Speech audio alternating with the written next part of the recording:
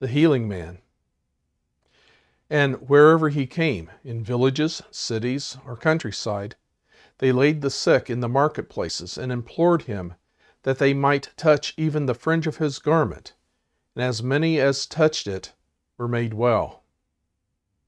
Hi, I'm Gary, and you're watching 7 Minutes in the Word. In chapter 6 of Mark, we have seen people struggling to know who Jesus is. People then, as now, were uncomfortable unless they could pigeonhole a person or a thing. They seemed to have a need to settle, at least in their own minds, on who Jesus was.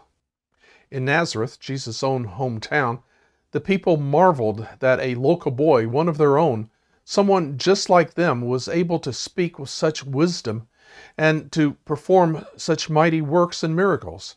They said, "Is not this the carpenter, the son of Mary, and brother of James and Joseph, and Judas and Simon? And are not his sisters here with us?" And they were offended by him. King Herod had heard of Jesus. He too had heard of his mighty works, and it frightened him.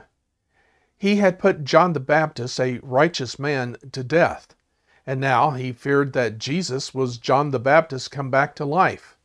To King Herod, Jesus was the ghost of his guilty conscience. He feared him, yet he wanted to see him, perhaps to see for himself if in fact he was John's ghost. The 5,000 that Jesus fed heard his words. They saw him heal the sick, and they knew that he had performed a miracle in order to feed them. They concluded that he was the prophet who was to come into the world. And Moses had said in Deuteronomy 18, verses 15 through 18, "The Lord your God will raise up for you a prophet like me from among you, from your brothers. It is to him you shall listen, just as you desired of the Lord your God at Horeb on the day of the assembly, when you said, 'Let me not hear again the voice of the Lord my God, or see this great fire any more, lest I die.' And the Lord said to me, 'They are right in what they have spoken.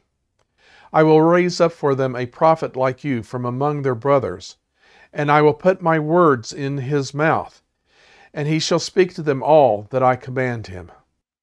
The crowd believed that Jesus was this promised prophet, whom he in fact was, and they wanted to make him their king to overthrow the hated Romans.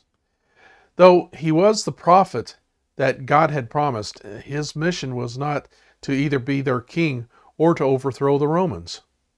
Jesus' own disciples were not sure who he was. They thought he was a ghost when they saw him walking on the water.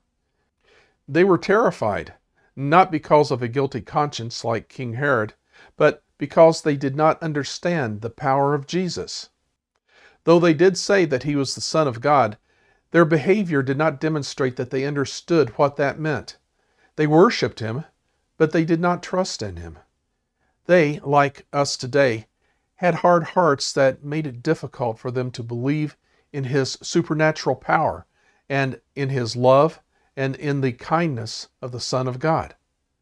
They were astounded. We end our study of the 6th chapter of Mark by reading verses 53 through 56.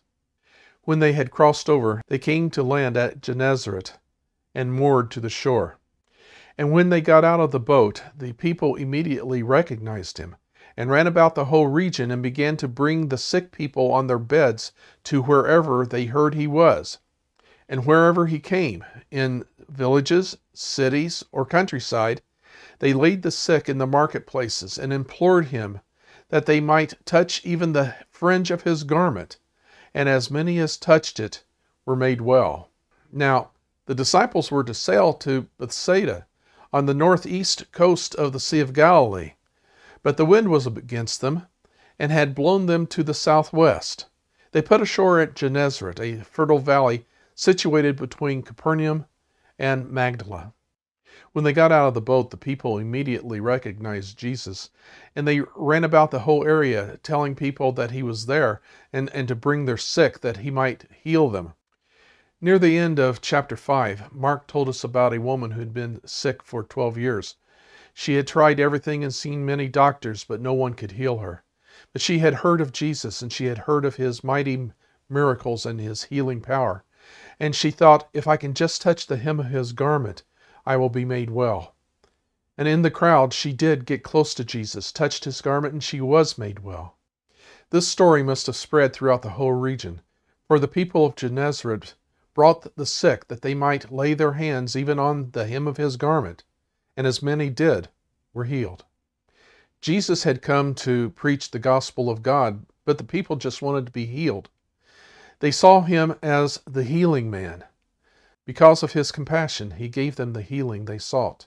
Jesus has been called the great physician, but his healing power goes beyond the physical. He came to heal man's broken condition. He came to mend the broken relationship between God and man. He came to cure man's sin sickness. Even today, people are being healed of physical ills by faithful, fervent prayer. But more importantly, Jesus still wants to heal our spiritual beings, to heal our brokenness. To all who believe in him, are baptized into him, and live their lives in him, Jesus has given the right to become children of God. Thank you for watching today. Please give us a thumbs up and click that subscribe button down in the lower right-hand corner. And do come again next week for another 7 Minutes in the Word.